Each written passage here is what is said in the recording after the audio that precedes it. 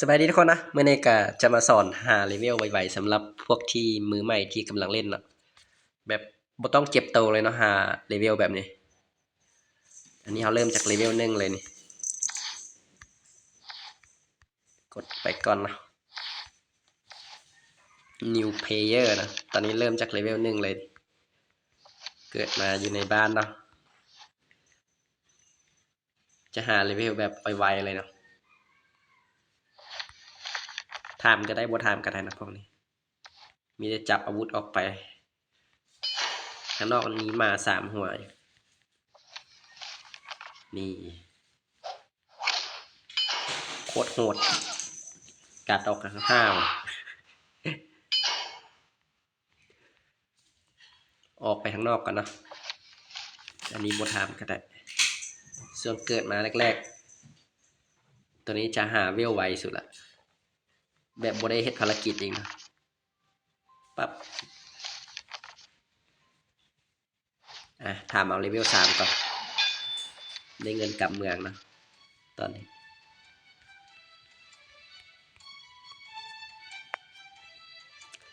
ปึ๊บโอเค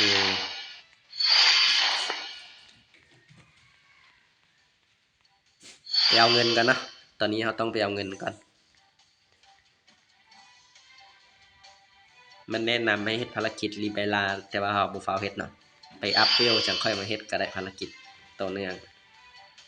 ตอนนี้เวลเขายังน้อยตียังก็แบบโหดนะรอไปก่อน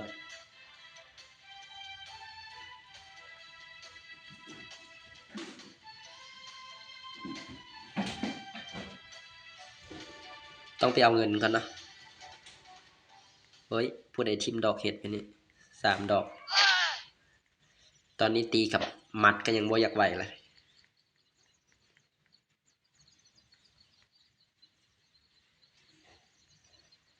ขึ้นไปเอาเงินแป๊บนึง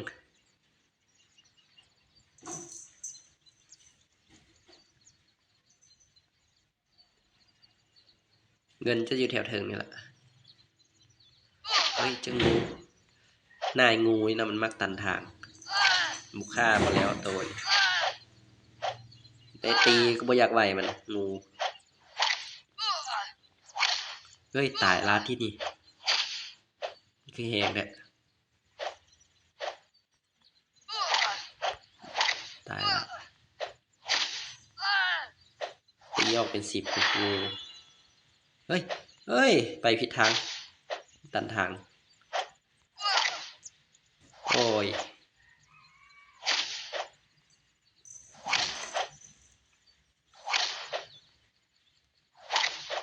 ตั้งใจว่าสิไปไวๆนะเจ้างูตันทาง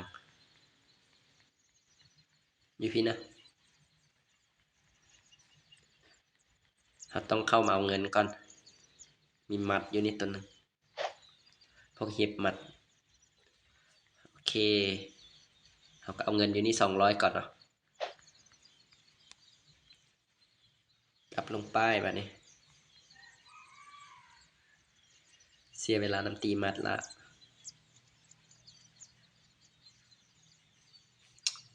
ต้องกลับลงไปเนาะน่าจะได้ประมาณเวล10หรือว่าเวล9นี่แหละ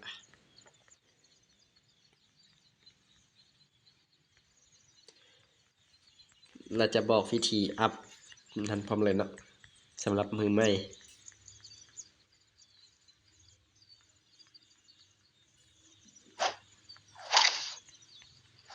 แต่ที่จริงได้บอลเฮ็ดก็มีลายบอลอยู่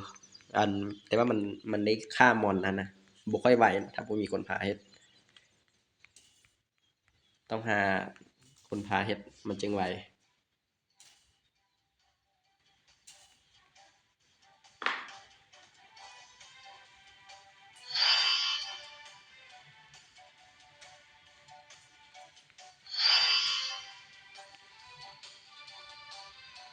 แต่ว่าเดี๋ยวนี้มันมีภารกิจรายวันอีกง่ายๆเนาะ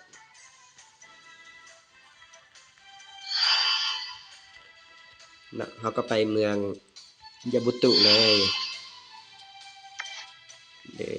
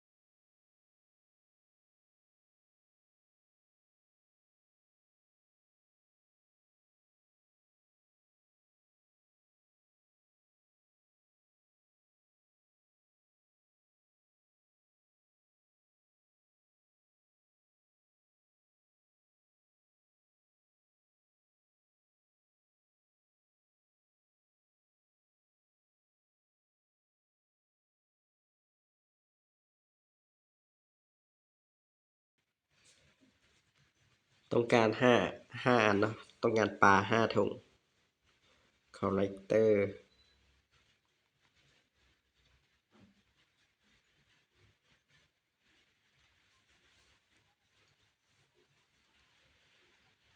มาแถวๆนี้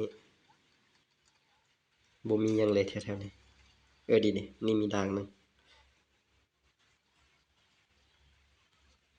โอเคอีกอันหนึงเนาะ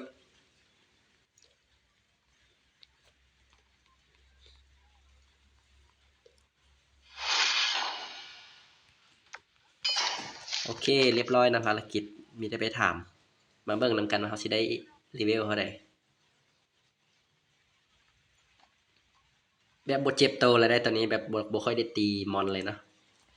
มีแต่ตอนไปเอาโกหั่นเนาะแบบไปเอาอันเงินนั่นนะก็เลยว่าได้ตีกับงู2ตัว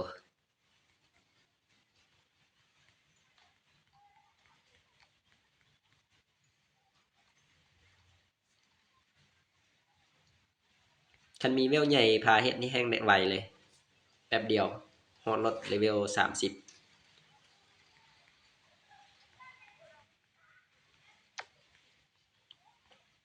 นี่เนาะเด้เขาก็อัพมาเป็นเลเวลเก่าเลยสำหรับการอัพ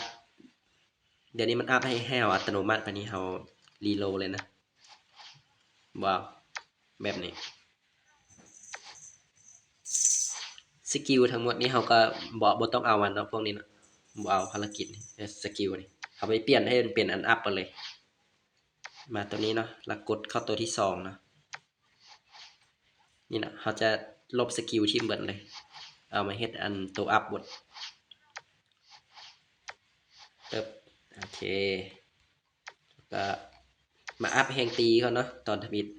ตัวนี้รีโหลดกันเนาะคอนฟิร์มโอเคอัพแห่งตีกันเนาะให้มันฮอดประมาณ20ก็ได้พอไปจับไอเทมที่มันแข็งๆนิดนึงได้นะภารกิจเรามันก็จะง่ายแล้วก็อัพHP เนาะเลือด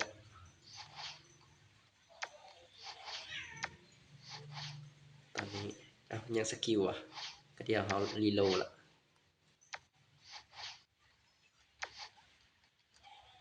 โอเคมันอยู่ตัวนี้นะลืมดึงเห็นไหมนี่นะเอาออกมาเลยสกิลนี่1สกิลมันจะได้อันอัพ2โอเคเขาก็อัพตัวนี้เนาะอย่างเดียวเลยอัพ HP เนาะให้มันได้ประมาณ300นี่แหละโอเคเท่านี้เขาก็บ่ตายแล้วเนาะสำหรับเลเวลน้อยไปเลาะรถนี่เลือด300กับอย่างนั้นเนาะสกิลเขาจะบ่ฟาวไซเนาะจนกว่าจะฮอตเลเวลประมาณ50เขาค่อยใส่สกิลที่เหลือเขาไปอัพเลือดกับแห่งตีนี่ก่อนแล้วก็เกาะเนาะโอเคคลิปเขาก็จบเท่านี้ผู้ใดเข้ามาก็ฝากกดไลค์กดติดตามให้เด้อขอบใจไปละบ๊ายบาย